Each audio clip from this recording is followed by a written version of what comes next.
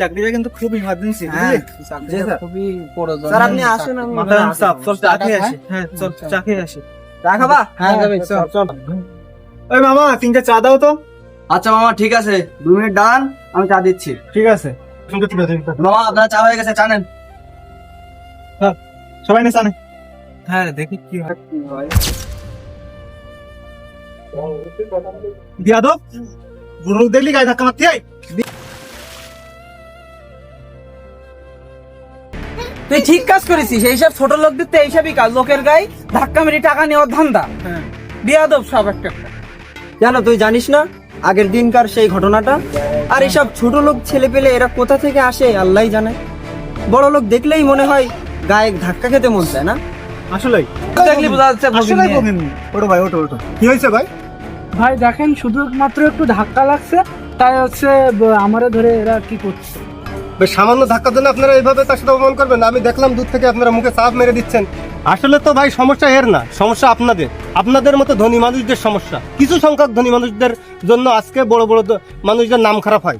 সে গরিব অসহায় বলে তার ড্রেস আপনারা কটূক্তি করতেছেন, তারকে এলো হেনস্থা করতেছেন। আমি দূর থেকে দেখলাম আপনারা তার মুখে চা ফেলে মারছেন।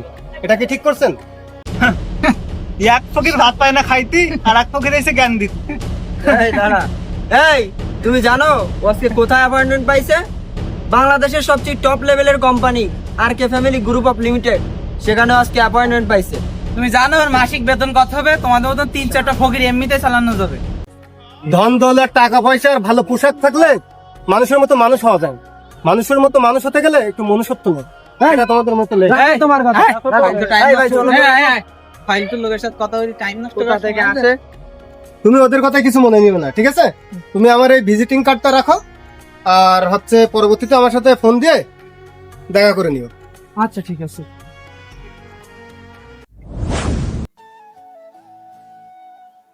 হ্যালো স্যার, হ্যাঁ হ্যাঁ হ্যাঁ আপনি যে আমার একটা কার্ড দিছিলেন না, আমি তো সেই লোকেশন অনুযায়ী চলে আসছি।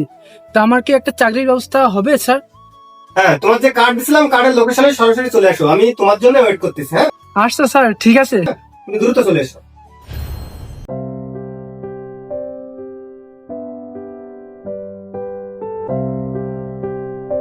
ভাই ভিতরে কে আছে?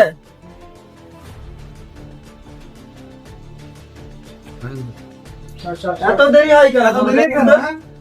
May I coming sir? Yes, coming. আসসালামু আলাইকুম স্যার। ওয়ালাইকুম আসসালাম। আপনি এখানে? এখানে হ্যাঁ, আমি এই কোম্পানির সিইও। তোমাদের একটা কথা বলি, শোনো। মানুষের কখনো পোশাক পরিচ্ছদ দেখে বিবেচনা করবে না। মানুষের পোশাক পরিচ্ছদেই কোনো কিছু না, মানুষের ব্যবহার, আচার আচরণ, এটাই সবকিছু। আরেকটা জিনিস, আমাদের এই কোম্পানিতে শুধুমাত্র তাদেরকে চাকরি দেওয়া হয় যাদের আচার ব্যবহার ভালো, যাদের মন মানসিকতা ভালো, যারা মানুষকে পোশাক পরিচ্ছদ দেখে বিবেচনা করে। আচ্ছা, কথা না বাড়িয়ে আমি মূল কাজের কথায় আসি। তোমাদের যে পদের জন্য চাকরির কথা ছিল, ইন্টারভিউ নেওয়ার কথা ছিল আমার, সেটা চাকরি অলরেডি সিলেক্ট করা হয়ে গেছে। তোমরা এখন আসতে পারো। চাকরিটা অনেক প্রয়োজন। আচ্ছা আচ্ছা, ঠিক আছে। তোমরা যেহেতু এত রিকোয়েস্ট করতেছো, আমি আমার পিএ কে ডেকে দিচ্ছি। তোমরা হচ্ছে তোমাদের সিভিটা তার কাছে জমা দাও।